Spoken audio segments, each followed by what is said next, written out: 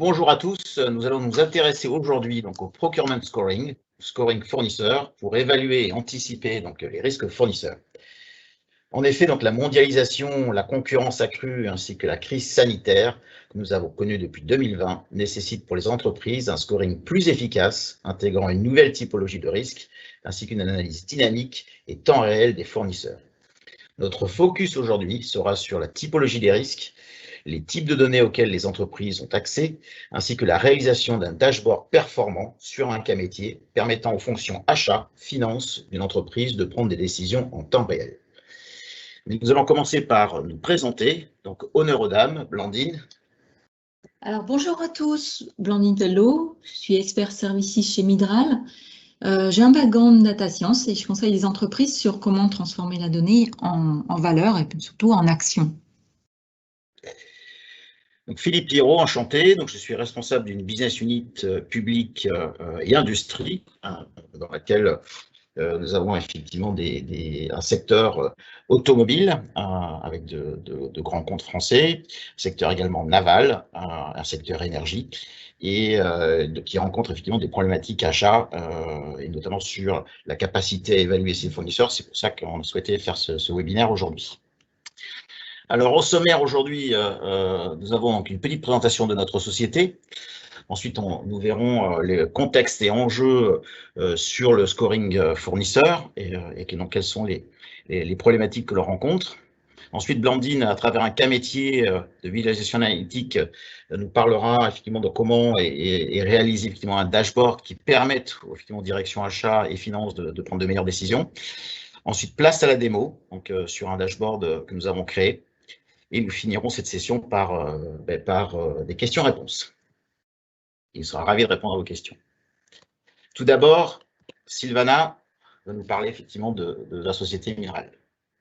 Alors bonjour à tous, j'ai le plaisir de vous présenter Midral. Alors Midral, qui sommes-nous? Pour commencer, qu'est-ce qu'on entend par le cycle de valorisation de la donnée? L'idée est de partir d'une question métier, d'une stratégie business, et afin d'y répondre, la mission de Midral est de vous aider à comprendre et à visualiser vos données qui sont chaque jour de plus en plus volumineuses. Alors comment?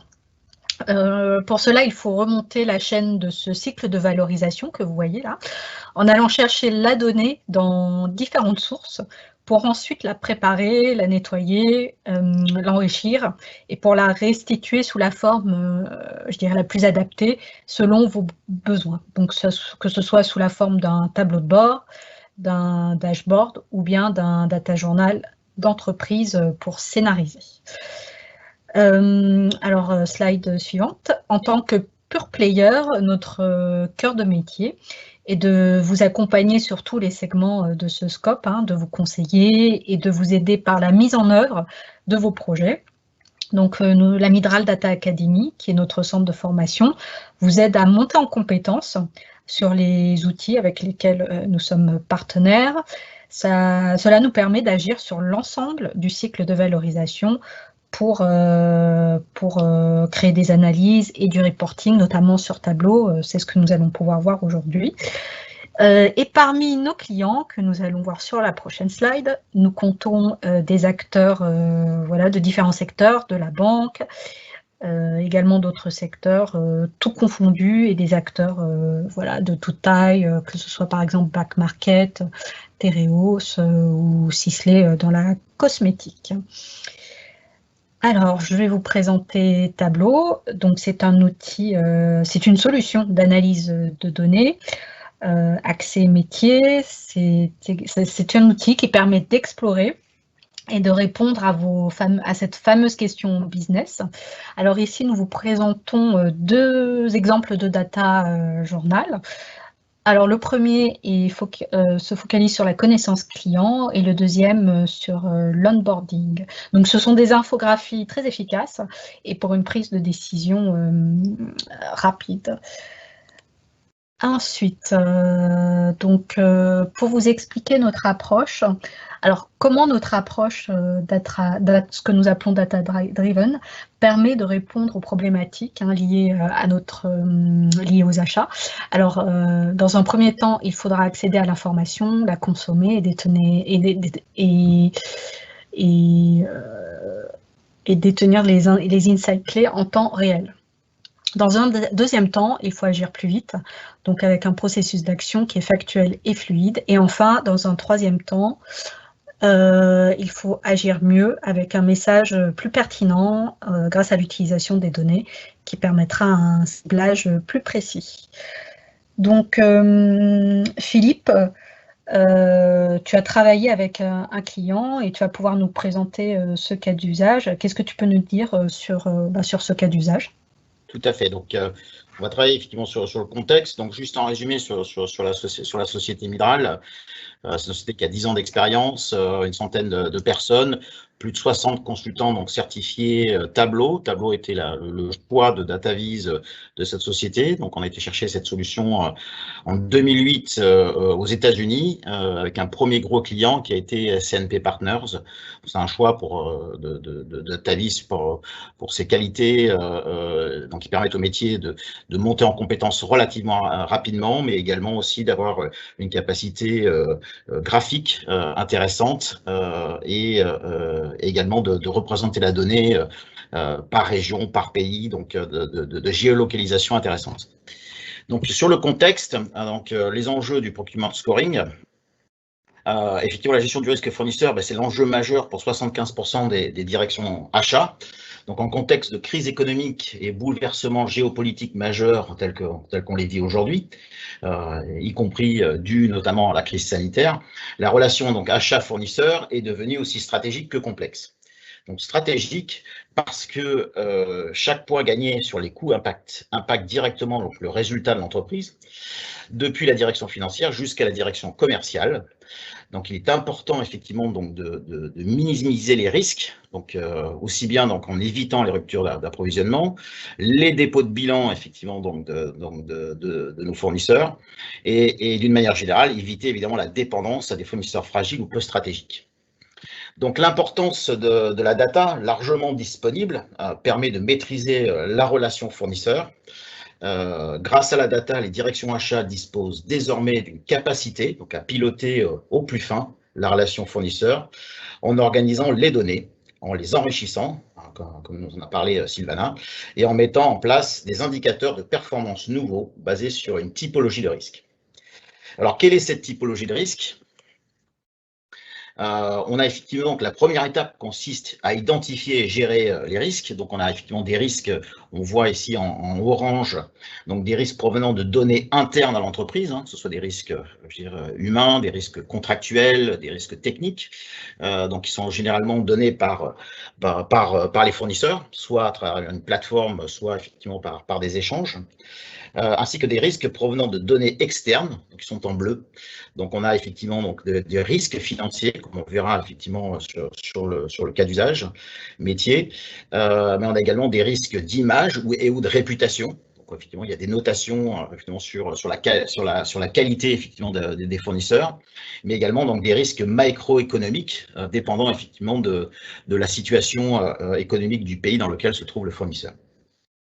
Donc, l'identification et la hiérarchisation des risques permet effectivement de définir des KPI importants pour l'entreprise, pertinents. Et c'est donc la première étape d'une gestion fournisseur permettant aux directions achat d'être un acteur de la performance de l'entreprise. En fait, la deuxième étape, c'est de définir de mettre en place un concept ou un process continu d'évaluation des risques.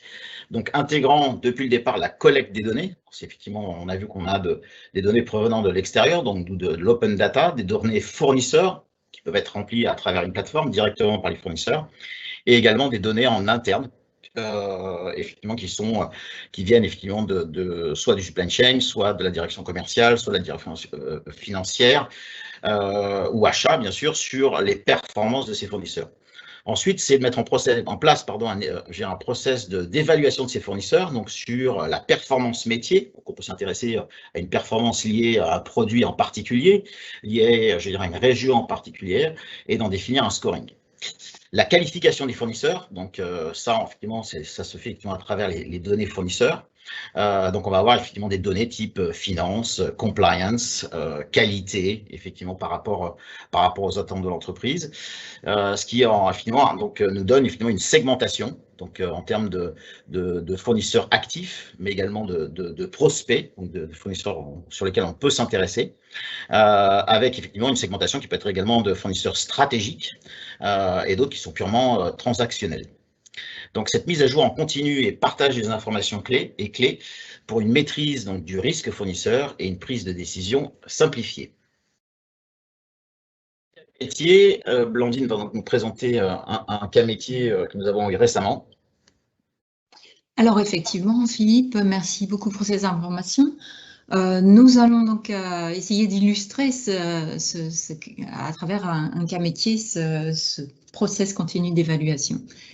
Donc, le cas métier porte sur un constructeur automobile, notamment, c'est plutôt au niveau du service achat qu'on va se situer, service achat qui traite avec des centaines de fournisseurs dans différents pays en Europe. Et ce constructeur automobile, eh bien, il souhaite une aide pour adapter sa stratégie de choix de prestataires, comme on a vu précédemment, de manière à maîtriser les risques. Et la solution que l'on a trouvée à cela, c'est de créer un dashboard qui reprenne tous ces KPI, tous ces scores de risque dont Philippe a parlé et qui donc les présente de manière à pouvoir adapter la stratégie. Donc, sur ce dashboard, on a choisi ici un certain nombre de KPI. On en a repris quelques-uns que Philippe a cités, notamment, donc, nous allons retrouver le nombre de fournisseurs accrédités ou non, des fournisseurs qui sont plus ou moins à risque par pays et par volume d'achat. Et puis, on va retrouver des KPI financiers. Donc, il est important que le fournisseur soit solide financièrement. On veillera donc à ce qu'il soit relativement indépendant du constructeur.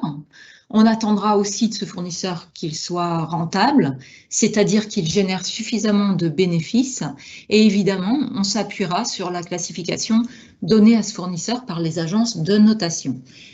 D'autre part, on fera appel à des KPI opérationnels, ça revient aussi à ce qu'on disait tout à l'heure. On fera attention à ce que les livraisons soient suffisamment faites dans les temps, à ce que la documentation aussi des pièces fournies soit de qualité.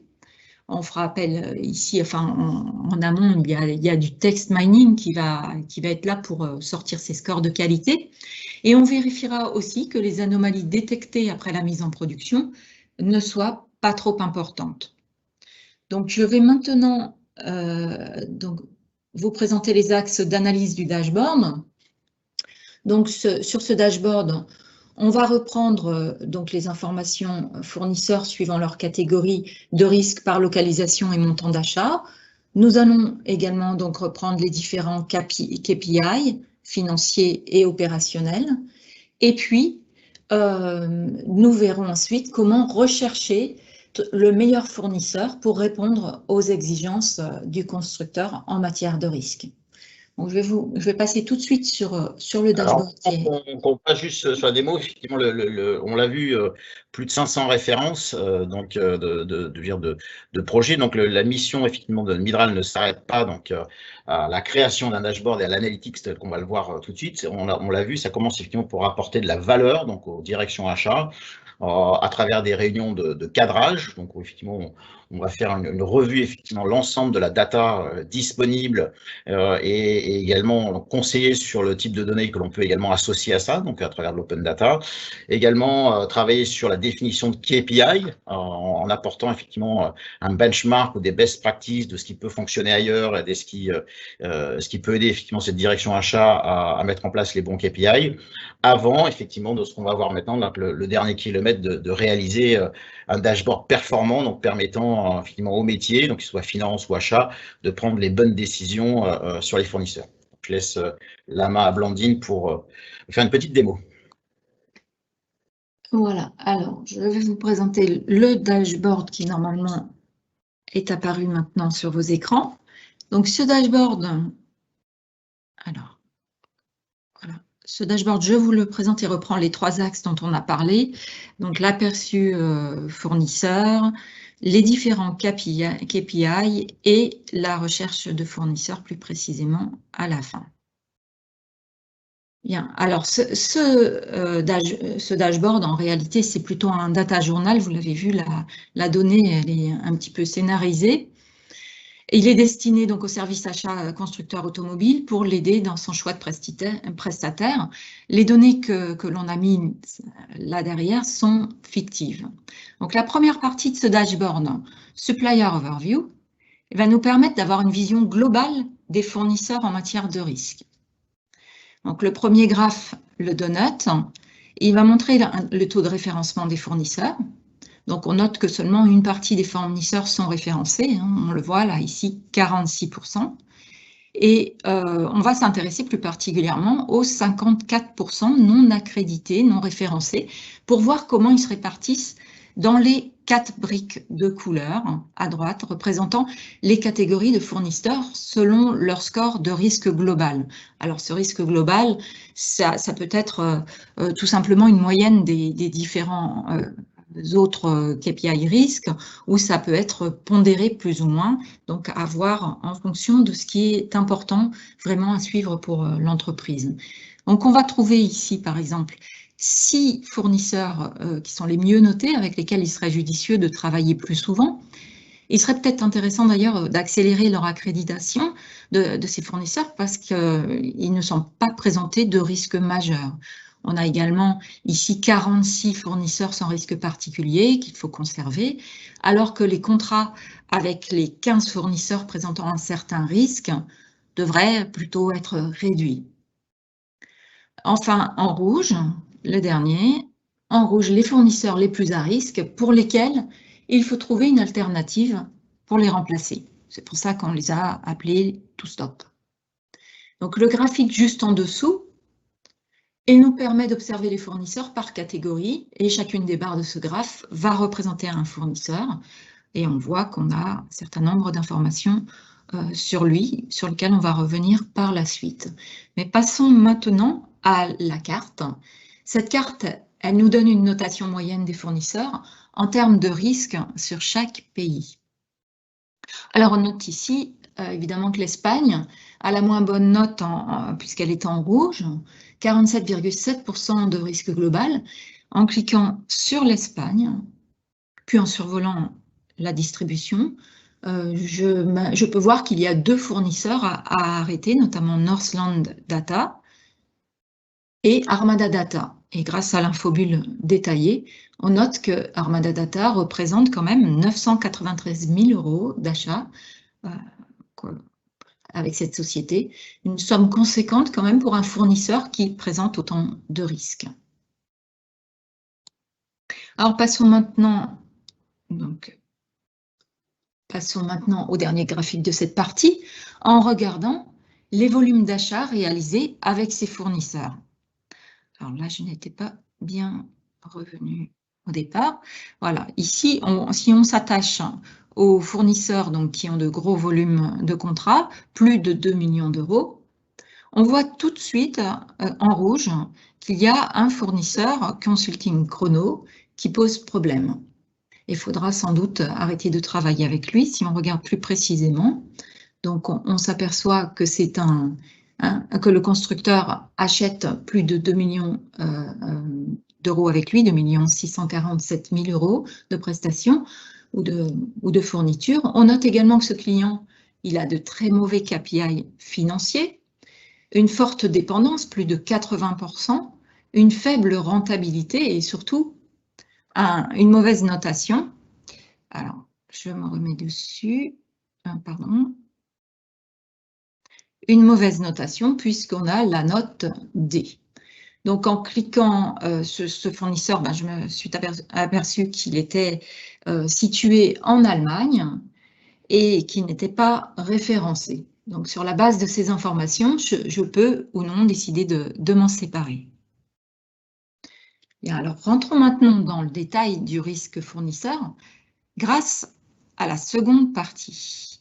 Alors, voici la seconde partie avec les KPI. Donc, commençons par les KPI financiers à gauche. Donc, le premier, le taux de dépendance qui traduit la part du chiffre d'affaires réalisé avec le constructeur. Donc là, on remarque qu'il y en a deux, Consulting Chrono, qu'on avait déjà vu tout à l'heure, donc qui revient, qui ont une forte dépendance avec le constructeur, donc c'est assez dangereux. Heureusement, il n'y en a que deux. Ensuite, on a la rentabilité, la profitabilité, qui traduit la santé financière du fournisseur à travers le calcul du pourcentage de la marge dégagée par l'entreprise. Alors, on voit qu'il y en a certains qui ont une très très bonne rentabilité.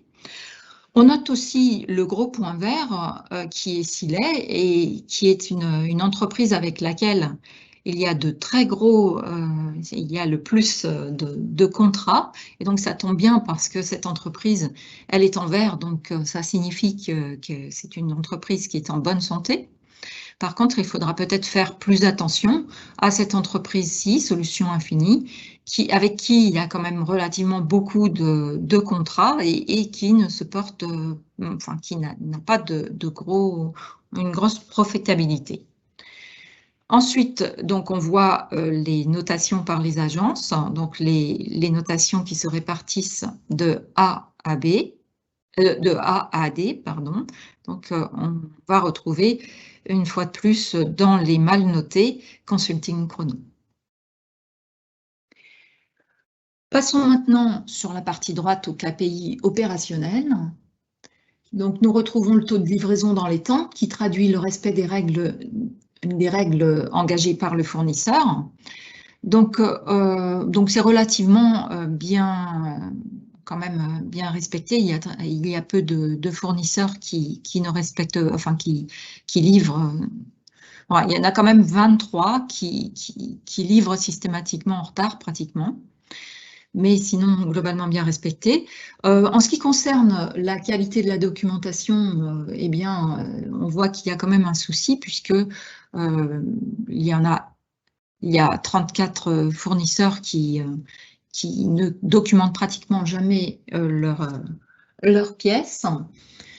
Et ensuite, le taux d'anomalie qui traduit la qualité du service rendu à travers l'analyse des différentes anomalies relevées après production.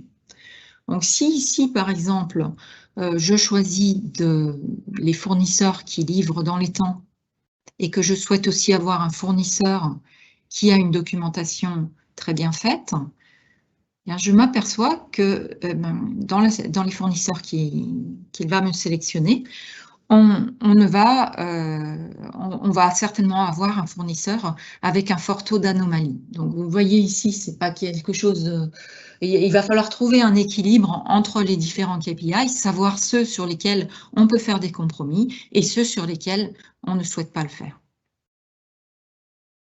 De la même façon, on peut faire un autre essai. Si on recherche un fournisseur qui soit très indépendant du constructeur, donc je sélectionne tous ceux qui sont en vert, et puis qui livrent dans les temps, relativement dans les temps, que je choisis aussi de prendre des entreprises très fiables, en sélectionnant donc celles qui sont dans la partie supérieure de l'écran, et que je souhaite également avoir des entreprises qui soient bien notées, au moins B, je vais regarder ce qui a été sélectionné. Et ici, donc, je me retrouve avec 4 fournisseurs. Et celui que je vais probablement choisir va être le premier parce qu'il a le taux de risque le moins important. Et on le voit ici, des KPI tout à fait acceptables au niveau financier et opérationnel. Donc, voilà ce que nous indique ce dashboard. Si on revient au PPT maintenant, pour faire le bilan. Donc Philippe, si tu peux revenir au PPT. Donc on va Oui. voir que donc ce dashboard nous a permis de faire un état des lieux de nos fournisseurs, en quelque sorte. On ne voit pas le PPT, Philippe. Désolé.